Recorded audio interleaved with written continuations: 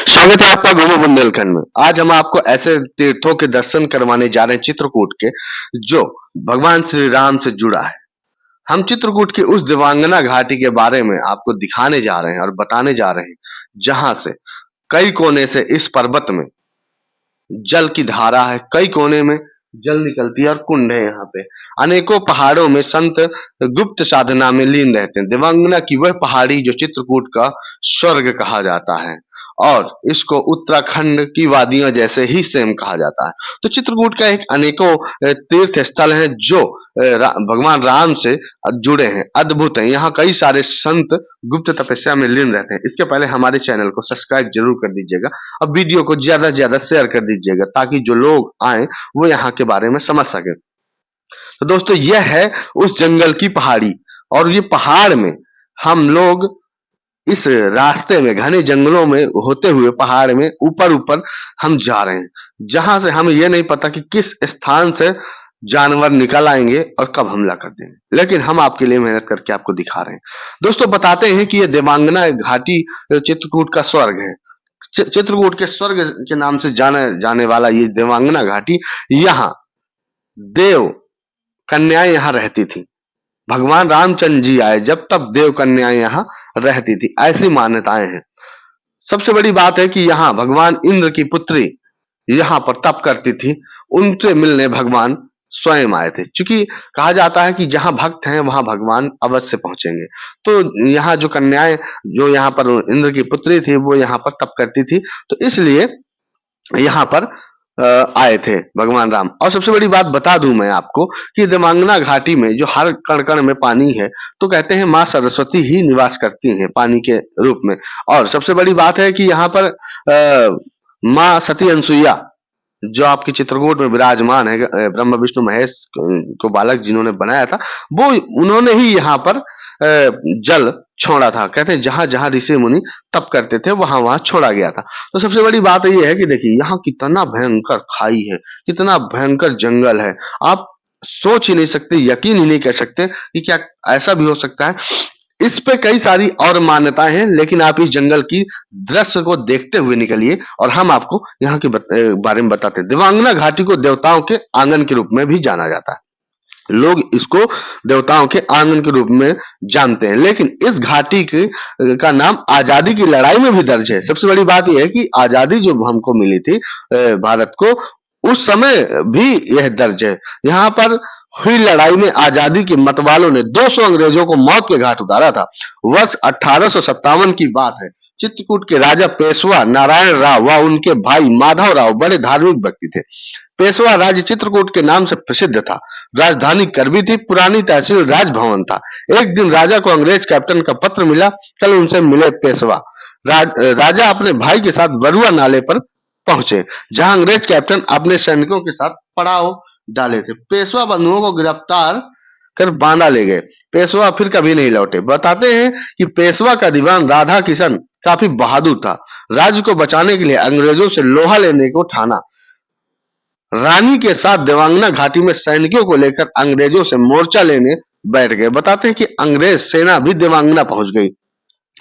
पहले से मोर्चा लिए रानी सैनिकों ने तोपों और बंदूकों से गोलियों से झोंक दी। कैप्टन समेत 200 अंग्रेज मारे गए। यह वही स्थान है जिसे पंपासुर आश्रम कहते हैं। अंग्रेजों की लाशें पुरानी बाजार के भैरवपागा मोहल्ले में रेल पुल के पास दफनाई गई थी। अब वह ईसाइयों का कब्रिस्तान कहा जाता है। तो दोस्तों, ये सबसे बड़ी बात हमने आपको यहाँ बता दी। चूंकि ऐसा होता है ना कि ये हमारा जो देवांगना है, इसको चित्रकूट का स्वर्ग ही कहा जाता है। यहाँ पर एयरपोर्ट भी बना है और यहाँ पर अनेक साधु संत गुफाओं में लीन रहते हैं। अपने कहा जाता है कि सबसे बड़ी बात है कि मतलब किसी से न मिलना, न किसी से बातें करना।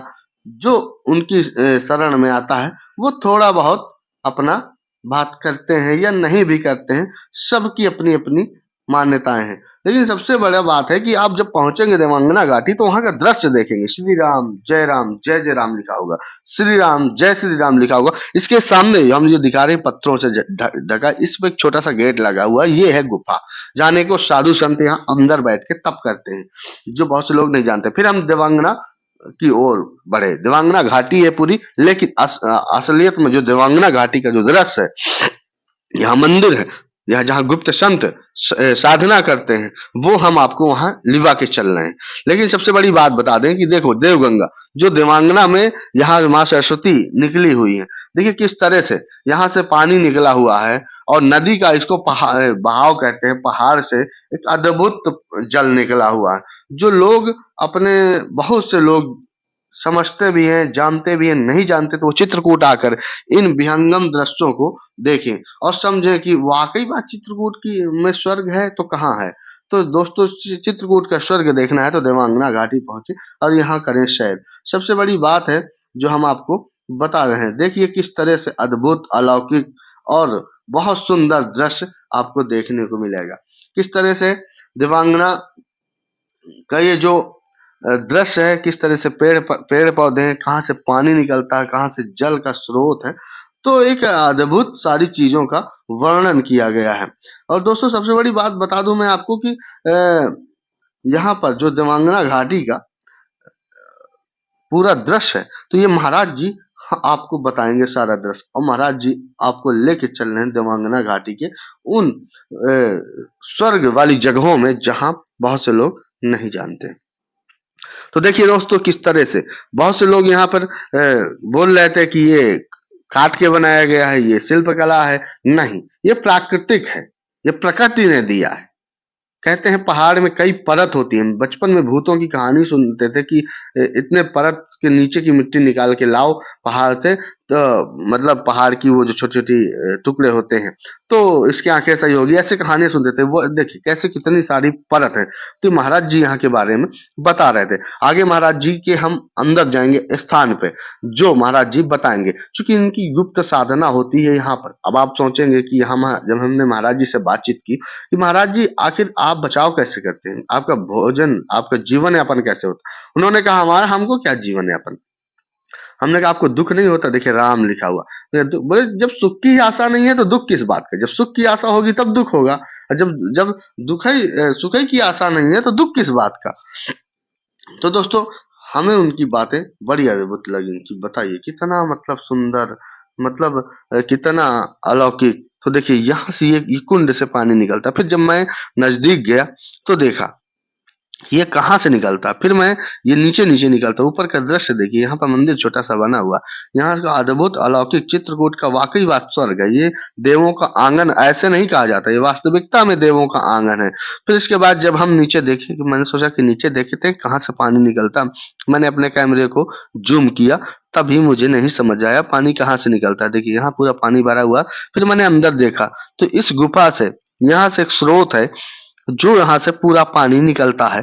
और वो जो आपने अभी थोड़ी देर पहले वहां दृश्य बड़ा रूप देखा होगा नदी टाइप का, तो सरस्वती मैया यहाँ से निकलती हैं। तो देखिए कितना सुंदर। यहाँ का कहते हैं पानी पीने से जड़ी बूटियों युक्त पानी होता है, आपके सारी जो बीमारियां होती हैं वो ठीक हो जाती है। इसके बाद जब हम बढ़े तो देखिए कितने सिद्ध संत यहाँ पर श्रीमद् भागवत गीता का अध्ययन कर रहे थे। हमने उनकी फोटो क्लिक की, उनसे कोई मतलब नहीं। हमने उनका वीडियो बनाया, उनसे कोई मतलब नहीं, चूंकि वो अपने ध्यान में लगे थे। फिर हम ऊपर गए, महाराज जी ऊपर बोले आओ ऊपर बैठते हैं। फिर हम महाराज जी के साथ ऊपर गए, तो महाराज जी हमको ऊपर लेकर गए और फिर यहाँ पर बैठे बैठे उन्होंने बताया, बहुत सारी चीजें बताया। उन्होंने कहा कि भगवान, हमने कहा कैसे भोजन जीवन यापन, उन्होंने कहा भगवान भगवान है तो हमें सब कुछ मिल जाता है। और हमने कहा जंगल यहाँ जानवर दो, बोले और जब मैं 6 साल का था तभी माँ ने शरीर छोड़ा, तो पिताजी के साथ जाना। फिर हमें समाज में धीरे धीरे समझ में आया कि जितने भी समाज में लोग हैं सभी दुखी, कोई सुखी नहीं, चाहे जितना पैसा, कुछ ना कुछ कारण, कोई सुखी नहीं। और पिताजी नागा बाबा के शिष्य थे, तो उन्होंने कहा बेटा अगर संत जीवन में जाना तो एक बात, मोह लोभ छोड़ के ही जाना। और ईश्वर की कृपा से ये दोनों का कारण ही समाप्त है मेरे लिए। भाई अगर हम धन भी इकट्ठा करेंगे तो किसके लिए, और मोह करेंगे तो कोई ऐसा है नहीं जिसके लिए मोह होता है। माँ बाप ये तो पुत्र पत्नी, सही बात। ये मेरे पास है नहीं। तो अभी तक 5-7 साल पहले तक आप कहाँ रहे? अरे हम कहीं रहे, और देखो भ्रमण रहे, कुछ जगह रहे, अपने स्थान में रहे, और भी हम 20 से आए बताया पढ़ाई करके, और उसके बाद कुछ समय और कुछ किया, फिर हम मतलब बिजनेस किए होंगे, व्यापार हाँ। जीवन जीने के लिए। हाँ, फिर शादी नहीं किया तो अपना नहीं कर। अच्छा, तुम्हारा जी अब कैसे मुक्ति में होगी, मतलब मुक्ति देखो सबसे बड़ी चीज होती है कर्म, और कर्म प्रधान होती है।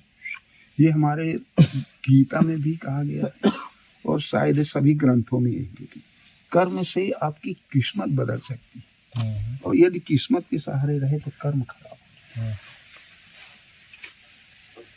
क्या आदमी बोल भी वही सब बातें, वही बताएंगे। वही लकीर खींच के जो नहीं, गए नहीं। उसी लकीर पर अब हम जो लोग चल रहे हैं। अध्यात्म है उसके बारे में आपको कोई इसी नहीं कहानी को बताएगा। लोग अपने अपने तरीके से रिप्रेजेंट कर रहे हैं, हाँ, ठीक है। बाकी जो असली सुख तो बताया गया है भगवान के चरणों। अब हमें कभी दुख की परेशानी है ही नहीं।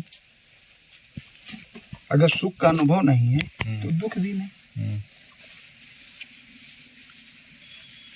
सुख दुख लाभ हानि जहाँ नहीं होगा वहीं आपका जीवन ईश्वर के चरणों में है। जहाँ हमें ये नहीं सोचना है कि हमें कल क्या करना है। हमें मालूम है कि जितना हमें करना है उतने में हमें हमारी जीवन की शैली है।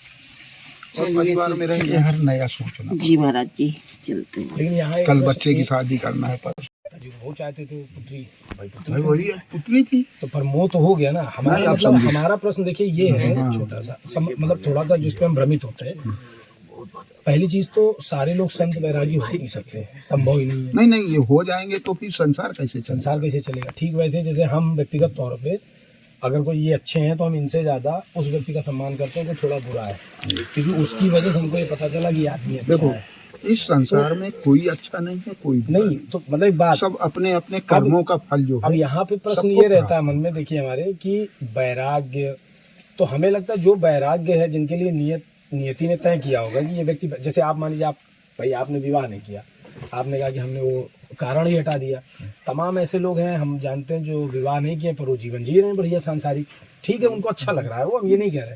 आपको नहीं अच्छा लगा आप यहाँ गए, हो सकता है हमें ना अच्छा लग रहा हो, हम भी आ जाए कल। देखो पूर्व जन्म से कुछ न कुछ ऐसा प्रेरित जुड़ा है। कुछ न कुछ प्रेरित